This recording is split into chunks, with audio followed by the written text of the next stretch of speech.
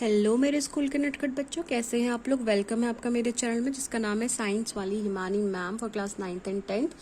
So this chapter is basically for class 10th। Light reflection and reflection is the name of the chapter and in this chapter we were doing question answers of NCERT. Last exercise के हम questions कर रहे थे because chapter की theory जो वो पूरी complete हो चुकी है एंड ड्यू टू मेरी थोड़ी तबीयत ख़राब है, that is why I am not able to upload videos from my laptop क्योंकि मुझे स्क्रीन से थोड़ा दूर रहना है। So we have a question number 11। Question number 10 तक हम कंप्लीट कर चुके थे।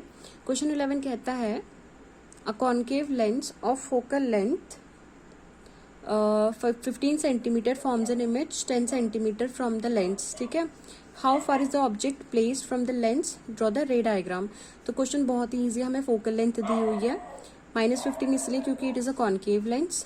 इमेज डिस्टेंस दी हुई है 10 सेंटीमीटर क्योंकि कॉन्केव लेंस में सेम साइड पर इमेज बनती है, तो it is -10 centimetre and using lens formula we can find u, distance of object.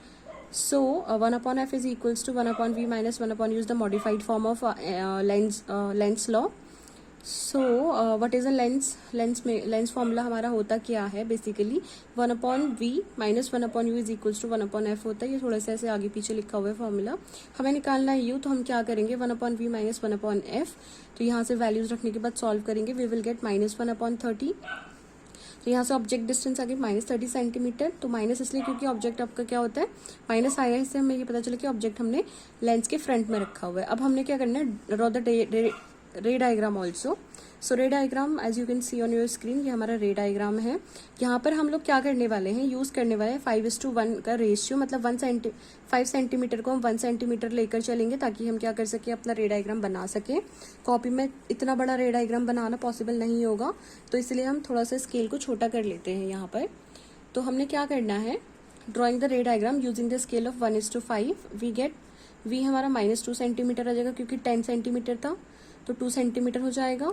Focal length हमारी 15 सेंटीमीटर थी तो 3 सेंटीमीटर हो जाएगी, और ऑब्जेक्ट डिस्टेंस हमारी 30 सेंटीमीटर थी तो इट इज़ 6 सेंटीमीटर। ठीक है, हमने क्या लेना 5:1, मतलब इन सबको हम 5 से डिवाइड कर देंगे basically. 10 divided 5 is 2, 15 divided by 5 is 3 and 30 divided by 5 is 6 centimetre. तो ये हमारे कन्वर्जन्स हैं जो हम यूज़ करने वाले हैं हमारा रे डायग्राम बनाने में। तो सबसे पहले हमने क्या करनी है, एक प्रिंसिपल एक्सिस बनानी है। तो ये हमारा कॉन्केव लेंस होता है, ठीक है, ये हमारा कॉन्केव लेंस है, और ये जो आपको बीच की लाइन दिख रही है ऑप्टिकल एक्सिस है। जो ये वाली लाइन है it is your principal axis.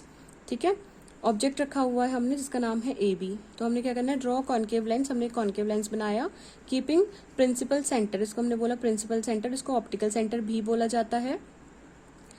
C on the principal axis, principal axis में हमने इसको रखा हुआ है। Mark point F and B on the left side. F focal length हो गई है, बी हमारा ऑब्जेक्ट की डिस्टेंस हो गई है। एफ हमने रखना है 3 सेंटीमीटर पर, मतलब हमने यहाँ से लेकर यहाँ तक की जो डिस्टेंस रखी हुई है इट इज़ जो 3 सेंटीमीटर, और क्वेश्चन के according it is 15 centimetre and 2 centimetre respectively. 2 मतलब बेसिकली यहाँ से लेकर यहाँ तक हमारा क्या है 2 सेंटीमीटर, ये हमारा कुछ गलत है, it is not 2 centimetre, it is your 6 centimetre. यहाँ पे आप लिख दो 6 सेंटीमीटर क्योंकि ये ऑब्जेक्ट की डिस्टेंस है। ठीक है, बी की बात हो रही है, अगर हम बी डैश की बात करते देन दैट टाइम ये हमारा 2 सेंटीमीटर होता। ठीक है, join any point D nearly at the top of the lens, तो कोई भी पॉइंट को आप ज्वाइन कर दो इस तरह से। ठीक है, फिर यहाँ से आप दिखा दो रिफ्लेक्शन, सॉरी हाँ, यहाँ से हमारा रिफ्लेक्शन दिखा दो, ये इस तरह से होगा, बट हम पीछे ड्रॉ करेंगे तो फोकस से पास होता हुआ नजर आएगा, तो ये हमारी डॉटेड लाइन हो गई। ठीक है, अब हमने क्या करना है, draw line A D parallel to principal axis. अब अपने ऐसे करके दिखानी है, मतलब ये बेसिकली हमने यहाँ पर दिखा दिया है। फिर हमने ए डैश बी डैश बना देना, जहाँ पर एक हमने क्या करना है प्रिंसिपल एक्सिस के पैरेलल हो जाती है, और एक हमारी सेंटर ऑफ कर्वेचर या ऑप्टिकल सेंटर से जाती हुई लाइन होती है।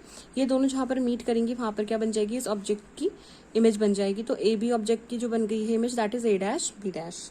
ठीक है, तो ये हमारा क्या बन गया है, इस तरह से आपका रे डायग्राम बन चुका है। अगर इसकी अपनी थ्योरी लिखनी है तो आप कैसे लिखोगे,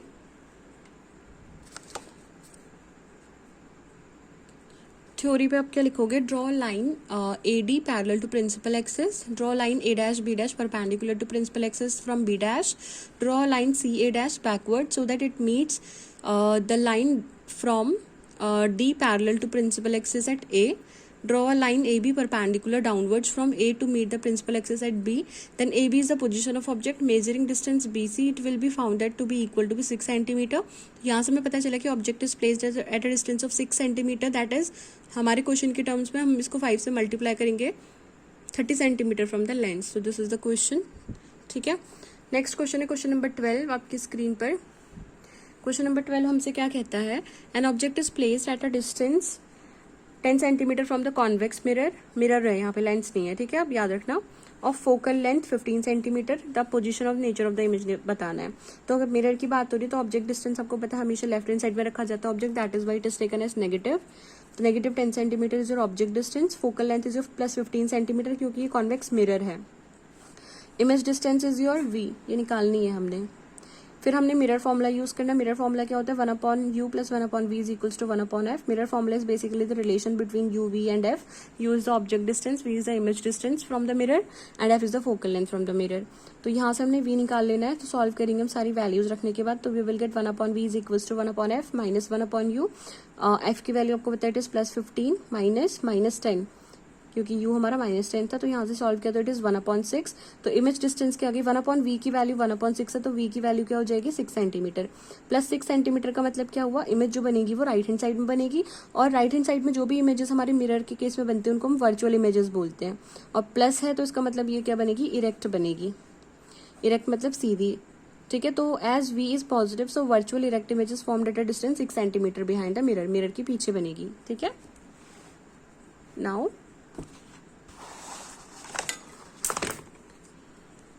next question is your question number 13. A magnification produced by plane mirror is +1. मतलब m की वैल्यू आपको दी हुई है +1. व्हाट डज दिस मीन, इसका मतलब क्या हुआ. देखो ये आया वो क्वेश्चन है CBSE में. या क्वेश्चन एक और तरह से पूछा जाएगा कि magnification of a mirror is +1, comment on this statement. तो सिंपल सी बात है, m का फॉर्मूला होता है h' equals to -v/u. m का मतलब m is equals to h' भी होता है और m का जो होता है -v/u भी होता है. और यहाँ पर बात हो रही है मिरर की. ठीक है. तो इसलिए -v/u वाला फॉर्मूला लगेगा. अगर लेंस की बात होती तो m is equals to v/u लगता. तो हमें पता है +1 हमारा प्लेन मिरर के लिए. सो प्लेन मिरर है तो दोनों की हाइट इक्वल होगी. Height of object is equal to height of image.